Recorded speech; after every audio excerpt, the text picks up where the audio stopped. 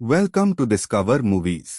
Movie की शुरुआत में सूरज की तापिश बहुत ज्यादा होने की वजह से इस दुनिया के सारे पेड़ पौधे जलकर राख हो गए हैं और इससे निकलने वाले धुएं से लोगों को सांस लेने में बहुत दिक्कत हो रही है, जिसके कारण लोग धीरे धीरे मर रहे हैं। ऑस्ट्रेलिया की एक सिटी में थोड़े लोग बचकर जी रहे होते हैं, पर वहाँ पर भी ऑक्सीजन नहीं होती। वहाँ से वो आर्टिफिशियल ऑक्सीजन के मास्क पहनकर अपना जीवन यापन कर रहे होते हैं। इस आर्टिफिशियल ऑक्सीजन को क्लोनिक्रॉप करके एक कंपनी बना रही है। उसी कंपनी की सुरंग में सिटी की सारी पावर सप्लाई प्रोड्यूस होती है। कंपनी में आर्टिफिशियल ऑक्सीजन बनाने की लैब में इथन के पापा रिचार्ड साइंटिस्ट का काम कर रहे होते हैं। इथन का 8वां जन्मदिन आता है, तो उस दिन इथन के पापा उसको एक गिफ्ट देते हैं और कहते हैं कि बेटा मैं तुम्हारे लिए गिफ्ट लेकर आया हूँ, इस बॉक्स को खोलो। इथन जैसे ही उस बॉक्स को खोलता है और उसके अंदर हाथ डालता है तो उसके हाथ में एक घड़ी जैसा गैजेट आ जाता है और उससे खून आने लगता है। वो उस दर्द को बर्दाश्त नहीं कर पाता और रोने लगता है। इथन की माँ भाग कर आती है और कहती है कि यह आपने क्या कर दिया, लेकिन रिचर्ड कहता है कि बेटा ये अब से तुम्हारे हाथ में ही रहेगा और मरते दम तक तुम इसको निकालना मत,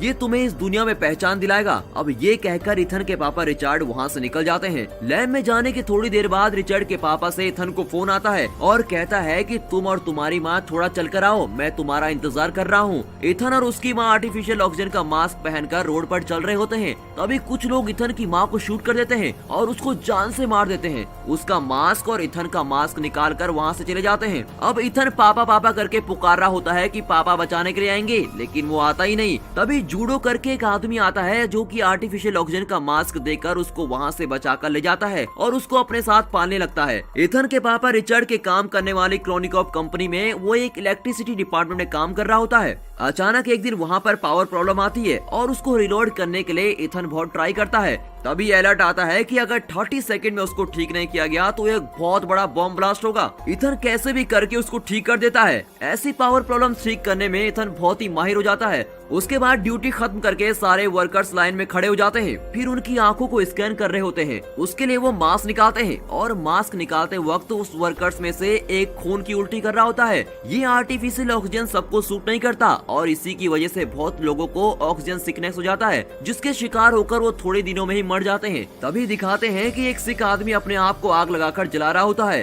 और ये सब इथन की आंखों के सामने हो रहा होता है। वहाँ से कट करके मूवी का टाइटल 2067 डाल के मूवी शुरू होती है। हमारा हीरो इथन शिफ्ट खत्म करके अपने घर जाता है। टीवी में उसके सामने न्यूज चल रही होती है। उसमें ऑक्सीजन सिकनेस की वजह से सिटी में बहुत से लोग थोड़े थोड़े करके मर रहे होते हैं। यहाँ कॉर्निकॉर्प कंपनी ऑक्सीजन सिकनेस के लिए सोल्यूशन की खोज करने की ट्राई कर रही होती है और जैसे इथन के पापा का नाम टीवी पर आता है वो गुस्सा होकर टीवी बंद कर देता है। तभी उसकी वाइफ वर्क खत्म करके घर आ जाती है और दोनों जॉली से बात कर रहे होते हैं। तभी दिखाते हैं कि अचानक उसकी वाइफ भी खून की उल्टी करती है। उसको भी वही ऑक्सीजन वाली बीमारी हो जाती है। काम करते करते वो भी टेंशन में आ जाता है और सोचता है कि मेरी वाइफ भी कुछ दिनों में मर जाएगी।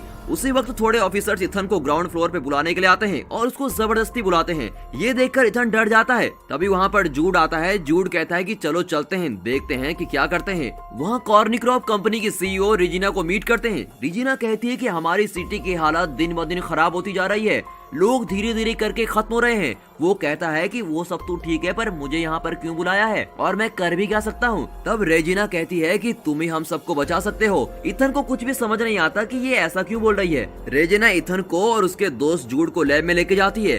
वहाँ पर साइंटिस्ट बिली इथन को वेलकम करता है। उस लैब में एक टाइम मशीन होती है। वो इथन को दिखाकर कहता है कि इसको तुम्हारे पापा रिचर्ड ने खोज निकाला था। इसमें से एक मैसेज हमने फ्यूचर को यानी कि 2467 में भेजकर चेक करके देखा और वहाँ से भी एक मैसेज वापस आया और वो क्या मैसेज है तुम खुद ही देख लो। रेजिना इथन को वो मैसेज दिखाती है। इथन वो देखकर बहुत ही शॉक हो जाता है क्योंकि उसमें कहा हुआ होता है कि इथन को भेजो। वो भी वो मैसेज इस प्रेजेंट टाइम से 400 साल बाद से आया था और उसमें 400 साल आगे भेजने की यानी कि फ्यूचर में भेजने की बात कही गई होती है। वो देखता है कि फ्यूचर में 400 साल बाद लोग जिंदा हैं। उसे बहुत ताज्जुब होता है क्योंकि ऐसे आर्टिफिशियल ऑक्सीजन यूज करेंगे तो थोड़े दिन में ही सब मर जाएंगे। फिर कैसे 400 साल बाद भी ये मशीन और लोग जिंदा हो सकते हैं और उनको हमारा नाम कैसे पता है, मुझे कुछ भी समझ नहीं आ रहा। और वो लोग हमको क्यों बुला रहे हैं, उसको कुछ भी समझ नहीं आता। रेजिना कहती है तुम इस मशीन के जरिए 400 साल के एक दिन पहले फ्यूचर में जाओगे और इस मैसेज को किसने टाइप करके भेजा है उनसे मिलना होगा और उनके पास बात करके इस डिजीज की दवाई पूछकर मांग कर लानी होगी और उन लोगों ने तुम्हें ही बुलाया है इसलिए तुम्हें ही जाना होगा। तुम्हें ही दवाई को ढूंढ कर लाना ही है। यहाँ पर मौजूद हजारों लोग अपनी मौत और जिंदगी के बीच लड़ रहे हैं। फिर बिली बोलता है कि इसमें एक प्रॉब्लम भी है, हम सिर्फ तुमको यहाँ से भेज सकते हैं पर वापस आने का रास्ता तुमको ही ढूंढना पड़ेगा। रेजिना कहती है कि फ्यूचर में भी ऐसे ही कुछ जरूर होगा जिससे तुम वापस आ सकोगे। और ये सुनकर इथन कहता है कि ये सब मुझे नहीं करना, मेरी वाइफ को ऑक्सीजन प्रॉब्लम है, मैं उसके साथ रहना चाहता हूँ क्योंकि उसके आखिरी के दिन बचे हैं, उसको छोड़कर मैं बिल्कुल भी नहीं जाऊंगा। और ये बोलकर इथन वहाँ से निकल जाता है। उसके बाद इथन और उसका दोस्त एक जगह बैठकर बात करते हैं। तब इथन अपने दोस्त के पास कहता है कि मेरे पापा रिचर्ड की तरह मैं अपनी वाइफ को कभी भी अकेले नहीं छोड़ने वाला हूँ, इस वक्त मैं उसको अकेला छोड़कर तो कतई नहीं जाऊंगा। तभी जूड कहता है तुम दूसरों के लिए दवाई लेने नहीं जा रहे हो, तुम अपनी वाइफ के लिए भी दवाई लेने जाओगे वहाँ। और फिर उसका मन बदल जाता है। इथन घर जाकर जो कुछ हुआ वो सब बातें अपनी वाइफ को बता रहा होता है। वो सुनकर उसकी वाइफ कहती है कि तुम कैसे इतने सेल्फिश हो सकते हो, तुमने देखा था पिछले साल मेरी क्लास में 20 बच्चे पढ़ रहे थे पर अब सिर्फ क्लास में 12 ही बचे हैं। ऐसे ऑक्सीजन की कमी से मरने से बेहतर है तुम वहाँ जाकर दवाई लेकर आ जाओ, तभी सब खुश रह पाएंगे। ये सब तुम करोगे तो मुझे बहुत गर्व होगा, तुम जरूर मेरे लिए दवाई लेकर वापस आओगे, मुझे तुम पर बहुत भरोसा है और तुमको जाना ही होगा। उसके बाद इथन रात को जब उसकी वाइफ सो रही होती है तो वहाँ पर एक फूल रख देता है, बट वो फूल असली का नहीं होता, वो कुछ लोहे की पंखुड़ियों से बना हुआ होता है। उसमें उसने लिखा हुआ होता है आई विल बी बैक, और ये लिखकर वहाँ से निकल जाता है। अब आपको तो पता ही होगा कि ये लोहे का फूल क्यों है, क्योंकि वहाँ पर पेड़ पौधे तो है नहीं, तो असली का फूल कहाँ से आएगा। लेकिन जब वो जा रहा होता है तो उसकी वाइफ सोई नहीं होती, वो सिर्फ सोने की एक्टिंग कर रही होती है और वो इथन को पता नहीं चलने देती कि वो उसको देख रही है। अब इथन कॉर्निक्रॉप कंपनी के लैब में पहुंच जाता है। वहाँ रेजिना उसका वेट कर रही होती है। इथन उसके पास कहता है कि उस दवाई का एक ड्रॉप भी मिलेगा तो मैं उसको पहले अपनी वाइफ को ही दूंगा, अगर तुम ये बात मानती हो मैं तभी वहाँ जाऊंगा। ठीक है करके रेजिना भी एक्सेप्ट कर देती है। अब वो टाइम ट्रेवल का सूट पहनकर उस मशीन में रेडी होकर बैठता है। तभी साइंटिस्ट बिली इथन को एक छोटा सा गैजेट देता है और कहता है कि ये आयरन मैन पिक्चर में आने वाला जार्विस की तरह एडवांस रोबोट है, ये तुम्हारी एक एक मूवमेंट को रिकॉर्ड करेगा और तुम्हें सारी चीजें बताएगा। जूड भी उसको बाय करके भेज देता है। अब मशीन ऑन हो जाती है, उसमें काउंटडाउन शुरू होता है और 0 के आते ही इथन के बदन पर बहुत सारे रेडियंस पास होते हैं और बहुत ही स्पीड से टाइम ट्रेवल करके फ्यूचर में जाकर वहाँ एक जंगल में लैंड होता है। लैंड होते वक्त बेहोश होकर गिर जाता है। आंखें खोलकर देखता है तो उसका सूट जल रहा होता है। वो उसको गौर करता है, वो उठकर उसको बुझाने की कोशिश करता है पर वो आग और जल रही होती है, तो वो उस सूट को निकाल कर फेंक देता है। अब वो सूट उसकी आंखों के सामने ही जलकर विस्फोट हो जाता है। तभी वो एक चीज पर गौर करता है, उसके चारों तरफ सारे हरे भरे पेड़ हैं। ये देखकर वो बहुत ही खुश हो जाता है और ताज्जुब भी होता है क्योंकि पहली बार उसने इतने सारे पेड़ पौधे, इतनी नेचुरल ऑक्सीजन देखी होती है और उसका खुशी का ठिकाना नहीं रहता। अब वो हर चीज को छूकर मजे ले रहा होता है।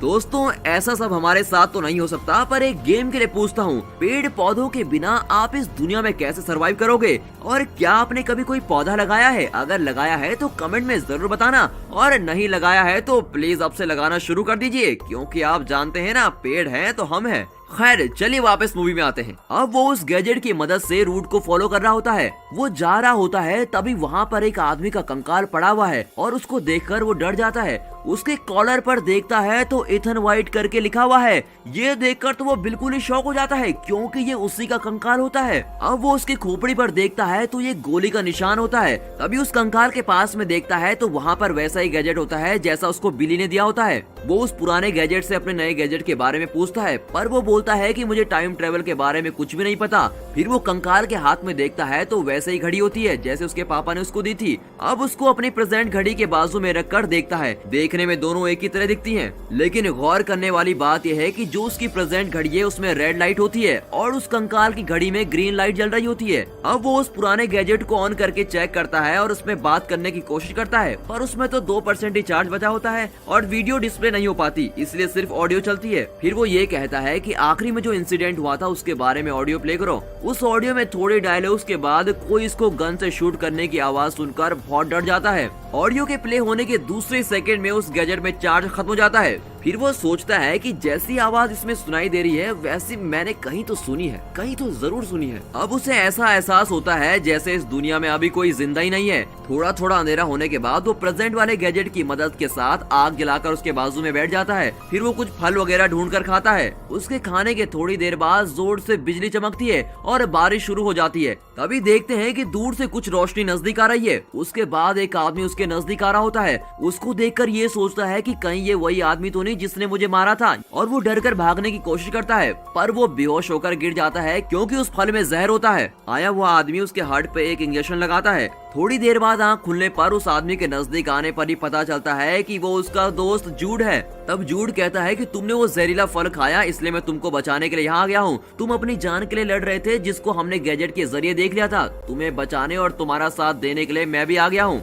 दूसरे दिन सुबह हो जाती है। फिर इथन जूड को भी वही कंकाल दिखाता है जो उसने देखा था, और ये देखकर जूड भी बहुत आश्चर्यचकित हो जाता है। उसके बाद दोनों जल्दी जल्दी दवाई ढूंढने की कोशिश कर रहे होते हैं और कहते हैं कि हमें जल्दी वापस भी जाना है। फिर वो अपने गैजेट से हेल्प मांगते हैं। वो उसको नया रूट दिखाता है। उसको फॉलो करते जाते वक्त वहाँ पर एक दरवाजा दिखता है। सिर्फ इथन उस दरवाजे के पास जाकर खड़ा हो जाता है। जूड एक पेड़ के पीछे छुपकर बैठ जाता है। तभी उस डोर से एक इंस्ट्रूमेंट निकलकर बाहर आता है और इथन की आंखों को स्कैन कर रहा होता है, और दूसरे ही सेकंड वो डोर खुल जाता है। दोनों अंदर जाते हैं। अंदर बहुत ही अंधेरा है और थोड़ी दूर चलने के बाद एक सिस्टम को देखते हैं। उसमें वेलकम इथन करके एक मैसेज डिस्प्ले होता है। तभी मशीन में आता है कि डीएनए को एनालाइज करना होगा। वो जैसे ही सिस्टम के आगे हाथ दिखाता है, उसके हाथ में जो घड़ी होती है वो अपने आप उसका खून निकालती है। वो दर्द के कारण तड़प रहा होता है। कुछ ही सेकंड में इसकी घड़ी की लाइट रेड से ग्रीन हो जाती है। फिर ये लोग समझ जाते हैं कि हम कॉर्निक्रॉप कंपनी में ही हैं। उस सिस्टम में इथन आखिर में जो इंसिडेंट हुआ था उसको डिस्प्ले करने के लिए कहता है। उस डिस्प्ले में इथन के 8वें जन्मदिन के समय रिचर्ड उसको वो घड़ी जब पहनाता है, उससे पहले के लैब में होने वाले इंसिडेंट को वो दिखा रहा होता है। रिचर्ड टाइम मशीन के जरिए एक मैसेज फ्यूचर को सेंड करता है। तभी रिप्ले आता है कि सेंड इथन व्हाइट। ये देखकर रिचर्ड बहुत ही शॉक हो जाता है। सिर्फ वो ही नहीं, रेजिना और बिली दोनों भी शॉक हो जाते हैं। रेजिना पूछती है कि उन लोगों को तुम्हारे बेटे का नाम कैसे पता। रिचर्ड कहता है कि वही तो मुझे समझ नहीं आ रहा। रेजिना पूछती है कि वो लोग हमें सिर्फ मैसेज क्यों भेज रहे हैं, वो लोग यहाँ आकर हमसे बात भी तो कर सकते हैं। तभी उसके जवाब में बिली कहता है कि पावर फेलियर हो रहा है, और अगर पावर प्रॉब्लम ना हो तो उस तरफ से इस तरफ कोई भी आ सकता है। वीडियो प्ले होने के बाद ही वहाँ पर भी पावर प्रॉब्लम आ जाती है। तभी इथन को जूड पर कुछ शक हो रहा होता है और पूछता है कि जहरीला फल खाते ही एक डॉक्टर या साइंटिस्ट आ सकता था, पर तुम ही क्यों आए। उसके लिए जूड कहता है कि अभी बात करने का टाइम नहीं है, आओ हम यहाँ से निकलकर पावर प्रॉब्लम को सॉल्व करते हैं, अभी हम तुम्हारी वाइफ को बचा सकते हैं। इसको सुनते ही इथन कहता है कि जब देखो तुम मेरी वाइफ के बारे में बोलकर मुझे यूज कर रहे हो, और जूड से लड़ता है। टाइम मशीन लॉन्च होने के लिए अब सिर्फ 3 घंटे और 30 मिनट है, और उसमें वो काउंटडाउन शुरू हो जाता है। अब इन 3 घंटों के अंदर इनको 3 काम करने हैं। पहला कि इस तरफ से उस तरफ मैसेज किसने भेजा था, दूसरा ऑक्सीजन सिकनेस के लिए दवाई,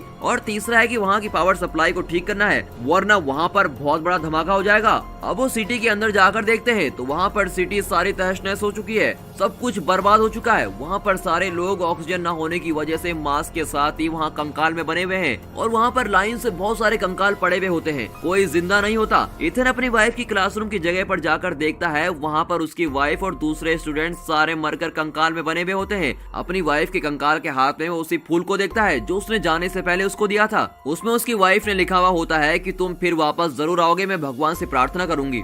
ये देखकर वो बहुत अपसेट होकर रोने लगता है। वो जूड को देखकर कहता है कि हम किसी को भी बचा नहीं पाएंगे, सब लोग मर चुके हैं, और फिर दीवार पर लगकर बैठ जाता है। रोते हुए वो जूड से कहता है कि अगर मैं अपनी वाइफ को छोड़कर नहीं आता तो उसके साथ ऐसा कुछ भी नहीं होता, और ये सब लोग मरकर ऐसे कंकाल बनकर पड़े हैं, इसका मतलब तो यही है कि मिशन ऑलरेडी फेल हो चुका है। लेकिन जूड कहता है कि चिंता मत करो। ये सुनते ही इथन उस पुराने गैजेट की आखिरी ऑडियो को फिर से प्ले करता है और उसको सुनता है। उसमें वो वैसी आवाज को सुनता है जैसे जूड निकाल रहा होता है, और वो सोचता है कि कहीं वो जूड ही तो नहीं जो मुझे मारने के लिए आया है। उस ऑडियो को सुनकर जूड भी बहुत डर जाता है। फौरन जूड अपने आसपास रखी हुई पिस्टल को निकालकर ऑडियो में आई हुई आवाज जैसे हीरो को धमकाता है। आखिरी में जूड कहता है, मैंने तुमको शूट नहीं किया और तुम भी मरे नहीं हो, इस इंसिडेंट को बदल दिया गया है। तभी उनको एक वार्निंग मैसेज सुनाई देता है कि 2 घंटों में पावर प्रॉब्लम सॉल्व नहीं हुई तो यहाँ पर बहुत बड़ा धमाका होगा। उसको सुनते ही वो सोचते हैं कि पहली 2 प्रॉब्लम तो हम सॉल्व नहीं कर पाए, पर एटलीस्ट इसको तो सॉल्व करना ही होगा। फिर वो दोनों उठकर सुरंग के अंदर जाते हैं। स्टार्टिंग में वो जिस जगह पर काम कर रहे होते हैं वो वही जगह होती है। इथन उस जगह की प्रॉब्लम को सॉल्व करके देखता है, पर वो सॉल्व नहीं होती। उसी वक्त उस रूम का दरवाजा बंद होने लगता है।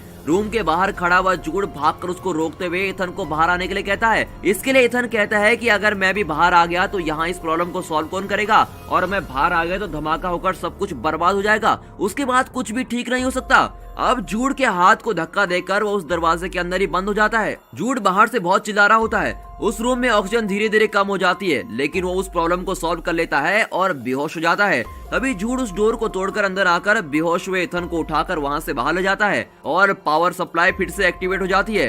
अब उन्होंने तीसरा काम तो यहाँ पर पूरा कर लिया, जो था पावर सप्लाई ठीक करने का। अब इथन यहाँ की सारी चीजों को जानने की कोशिश करता है, पर जूड उसको कुछ भी जानने नहीं देता, इसलिए जूड और उसकी लड़ाई हो जाती है। तभी इथन को एक आइडिया आता है, अपने नए गैजेट की बैटरी को निकाल कर वो पुराने गैजेट में डाल देता है और उसमें वीडियो प्ले करता है। इसी बीच इथन जूड को एक रूम में धकेलकर उसको बंद कर देता है। आखिर में उसके पापा रिचर्ड के साथ क्या हुआ ये जानने के लिए वो वीडियो प्ले करता है। उसमें दिखाते हैं कि रिचर्ड इथन के पास बात करता है, इथन तुम्हारा डीएनए होगा तो ये मशीन एक्टिवेट होगी। ये मशीन बुरे लोगों के हाथ में नहीं आनी चाहिए। ये मशीन अगर बुरे लोगों के हाथ में आ गई तो लोग इसका गलत उपयोग करेंगे, तुम्हें ही सबको बचाना पड़ेगा। तभी वही वाला सीन आता है जब वो कह रहा होता है कि तुम और तुम्हारी मम्मी चलकर आओ, मैं तुम्हारा इंतजार कर रहा हूँ, और फोन कट कर देता है। तभी रेजिना और जूड को दिखाते हैं। रेजिना कहती है कि इन सारे लोगों को बर्बाद होने दो, अगर मर गए तो दुनिया अपने आप ठीक हो जाएगी और फिर से पेड़ पौधे उग जाएंगे और ऑक्सीजन बनने लगेगी। अब क्योंकि रेजिना चाहती है कि वही फ्यूचर में जाए और सिर्फ वही बच पाए, रिचर्ड कहता है कि मेरे बेटे का डीएनए रहेगा तो ये मशीन एक्टिवेट हो पाएगी। रेजिना बिली के पास कहती है तुमको ये मशीन ऑपरेट करने आती है? वो कहता है कि हाँ पता है, और जैसे ही वो कहता है उसके अगले सेकंड वो बिना कुछ सोचे समझे झट से रिचार्ड को शूट कर देती है और वो वहीं पर मर जाता है। रिचार्ड के मरने की वजह से ही वो उस दिन अपनी वाइफ और बच्चे को बचाने के लिए नहीं जा पाता, और अब इथन को समझ में आ जाता है कि उस दिन पापा बचाने क्यों नहीं आए, और अब उसके दिल से अपने पापा के लिए नफरत चली जाती है। ये सब देखकर वो रो रहा होता है। तभी जूड उस रूम के अंदर का दरवाजा तोड़कर बाहर आ जाता है। वो वीडियो कंटिन्यूसली चलाता रहता है। उसमें रेजिना रिचार्ड को शूट करने के बाद जूड से कहती है कि इथन की माँ को मार कर लाओ और इथन को हमारे पास लेकर आओ, वो इस मिशन का की है और उसी के जरिए हम फ्यूचर तक पहुंच सकते हैं। ये सब देखने के बाद इथन गुस्सा होकर कहता है कि तुमने भी मुझे यूज किया है, और जूड को देखकर चिल्लाता है, पर वो जूड कहता है कि इसमें मेरी कोई गलती नहीं है, मुझे भी तुम्हारे जैसे यूज किया गया है। अब वो जूड अपने आप को सच साबित करने के लिए खुद पर गोली चला देता है और वहीं पर इथन के सामने मर जाता है। अब रेजिना ने इथन को फ्यूचर में इसलिए भेजा ताकि उसके डीएनए से वो मशीन एक्टिवेट हो पाए, और वही उसका मेन मोटिव था उसको वहाँ भेजने का। अब इथन ये सोच रहा होता है कि उन्हें यहाँ आने से कैसा रोका जाए। तभी अचानक उसके पापा रिचर्ड का भेजा हुआ फर्स्ट मैसेज आता है, जिसमें लिखा हुआ होता है कि ये मशीन बुरे लोगों के हाथ में नहीं आनी चाहिए। कट करके पास्ट में रेजिना उसके जाने वाले थोड़े लोगों के साथ टाइम ट्रेवल करने के लिए बिल्कुल तैयार है और इसका इंतजार कर रही होती है, और सोच रही होती है कि थोड़े ही सेकंड में इथन को मारकर जूड यहाँ पर आ जाएगा, और जैसे ही वो आएगा हम उसको भी मार देंगे और यहाँ से फिर हम फ्यूचर में चले जाएंगे। थोड़ी देर में मशीन में काउंटडाउन शुरू होता है और जैसे ही 0 आता है वो सब खुश हो जाते हैं और सोचते हैं कि जैसे ही वो आएगा खट से शूट कर देंगे। लेकिन वो सब ये देखकर शॉक हो जाते हैं क्योंकि उस मशीन में बहुत सारे पेड़ पौधे आ रहे होते हैं और उसी के साथ वो मशीन शट डाउन हो जाती है। कट करके दिखाते हैं कि इथन ने मशीन को बंद कर दिया है और उसको देखकर रेजिना चीखकर बहुत जोर से चिल्लाती है। उन पेड़ पौधों के साथ रेजिना के रिचार्ड को भी शूट करने वाली वीडियो भी है और उसी के साथ उसने अपनी वाइफ के लिए गिफ्ट भी भेजा है। तभी एक एनोनिमस रेडिएशन के जरिए इन्फॉर्मेशन मिलने की वजह से पुलिस कॉर्निक्रॉप में छाप मारती है। सारे पेड़ पौधों को लेकर रेजिना को भी गिरफ्तार कर लिया जाता है। इन पेड़ पौधों के साथ वो लोग नए पेड़ पौधे उगा रहे होते हैं और यहाँ पर दूसरा काम खत्म होता है और सभी लोग सोच रहे होते हैं कि भगवान ने उनके लिए पेड़ पौधे भेज दिए हैं। ये सब कुछ न्यूज में चल रहा होता है। उसकी वाइफ ये देखकर बहुत खुश हो जाती है और सोचती है कि ये इथन का काम ही है और वो समझ जाती है कि ये मेरे पति इथन ने किया है। तभी इथन का भेजा हुआ गिफ्ट एक लड़की आकर उसको देती है। उसको ओपन करके देखती है तो उसके अंदर असली का फूल होता है। उसको देखकर वो बहुत खुश हो जाती है और उसकी आंखों में आंसू आ जाते हैं। अब फ्यूचर में रह रहे इथन को दिखाते हैं। अब वो भागकर जाके सिटी को देखता है। वहाँ पर भी बहुत सारे लोग जिंदा हैं और सारी सिटी में हरे भरे पेड़ पौधे हैं और वहाँ पर बहुत खुश रहता है। और यहाँ पर ये